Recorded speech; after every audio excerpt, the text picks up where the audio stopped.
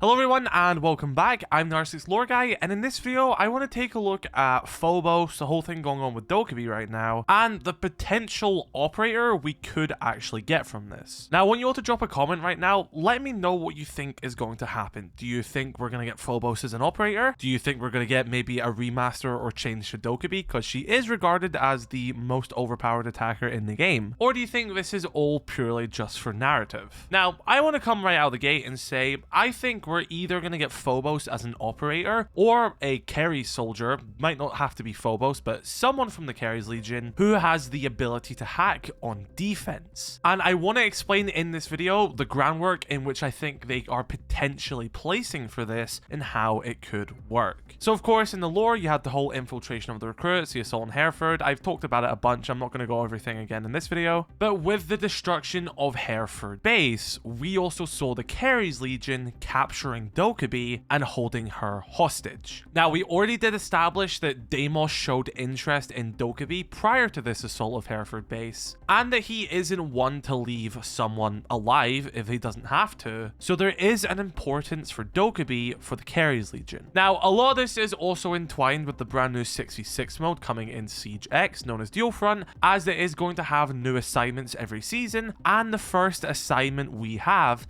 is to save Dokkaebi. And this is directly linked to this narrative as well. Now, something I've already pointed out about Dual Front, and you can also see this detail in the Year 10 cinematic itself, is that Dokkaebi no longer has her tablet on her chest. This is something which has seemingly been stolen by the Keres Legion, and considering it was used to hack into their database and then Deimos saw interest after this, it seems like Dokkaebi's tablet has a lot of importance right now. And so from both a gameplay perspective as well as a narrative perspective, it would be very beneficial for the Keres Legion to have this tool in their arsenal. Now, I imagine a lot of Dokkaebi's stuff is encrypted, and I can't imagine it's just going to be easy access for them with the tablet, but that is probably why they held her hostage, so they could gain access to her code, or maybe she would develop a new piece of code for them. They were holding Dokkaebi hostage for a reason. They kidnapped Dokkaebi for a reason. They want to use her expertise for their advantage. And assuming canonically in Dual Front Rainbow do save Dokkaebi, she still doesn't have her tablet, and I imagine the Keres Legion got what they needed from her. So I have a theory that this is setting up a new operator coming to the game, which has an ability sort of akin to Dokkaebi, but potentially on defense, and would sort of be this variation, and it could potentially be a Keres soldier, maybe even Phobos, which from a gameplay perspective, you could then use against attackers, and then from a narrative perspective, the Keres Legion would be using against Rainbow. I mean, just look at it from a gameplay perspective. On the attacking team, we have two operators that specialize in hacking, which is Dokkaebi and Brava. And then on defense, we have Mozzie. Now, a lot of the stuff which Brava can do when it comes to flipping the side of, you know, the gadgets and stuff like that, Mozzie can then do if he hacks a clutch drone. But we don't really have a true hacker on defense which can do the stuff which Dokkaebi can. So it would make sense from a narrative perspective to make this a Keres soldier, because it wouldn't really make sense for Rainbow to have two hackers who kind of are doing the same thing.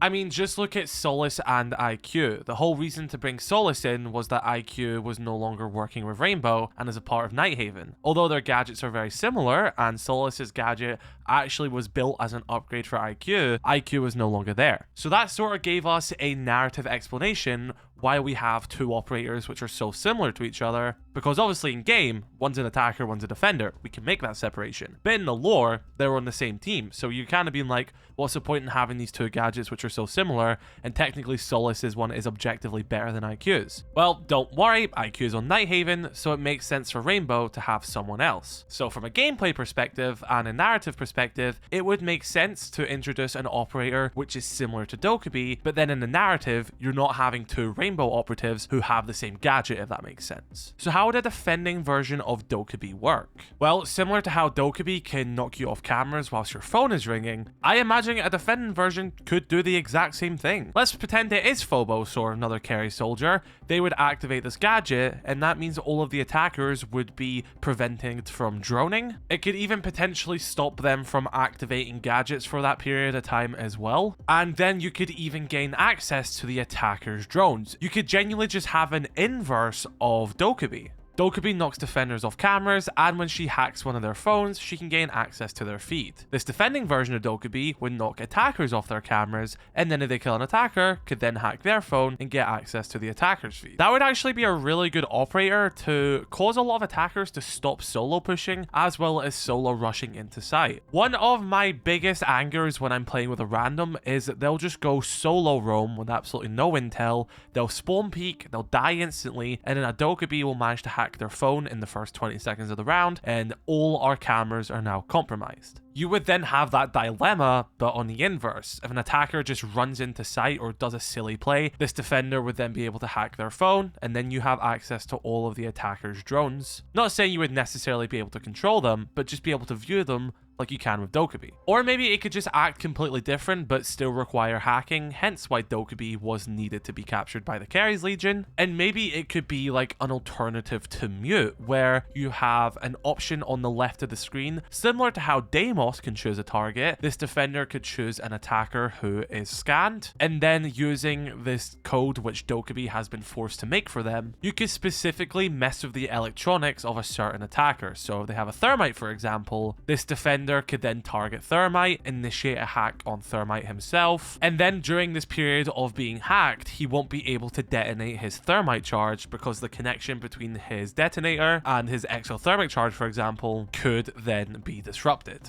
Again, maybe we're looking way too much into this and the whole capture of Dokkaebi is purely a narrative-based thing, but I think Ubisoft have shown time and time again that they are really good at incorporating both the narrative and gameplay together. So honestly, I think if they have gone through the effort in the lore to have Dokkaebi be captured and her tablet be stolen and potentially she has been forced to develop code for the Keres Legion, I think not using that for a new Keres Legion operator in-game would actually be a massive missed opportunity. And I'm not saying that they always do this, and I'm not saying it's because they've ran out of ideas, but Ubisoft do like to make operators which are sort of a opposite variant of an attacker or a defender. So like how Solus is sort of like a defending version of IQ, and how Raura is sort of like an attacking version of Castle. And although these gadgets are quite similar, they do operate in different ways and they've got their own little kinks, but the premise is somewhat the same, just for an opposite side. And from a narrative standpoint, if they are quite similar, they make them stand out from one another. So in the lore, obviously Raura and Castle are both in Rainbow, so of course both gadgets have to then coexist in the story for it to make sense. Well, Raura's one goes all the way to the bottom of the floor to snuff out flames and stuff like that, and is only limited to doorways because of that reason, whereas Castle's one can be placed on windows, for example. And of course, at the end of the day, one is an attacker, one's a defender in gameplay, but in the narrative, and what you'll be able to play in Dual Front as well, is our ops on the same team as they are canonically. And I just think that's a aspect which many people don't think of when it does come to designing operators. So I do think if we are going to get a hacker on defense, making them a carry soldier would make a lot of sense, because you don't have that clashing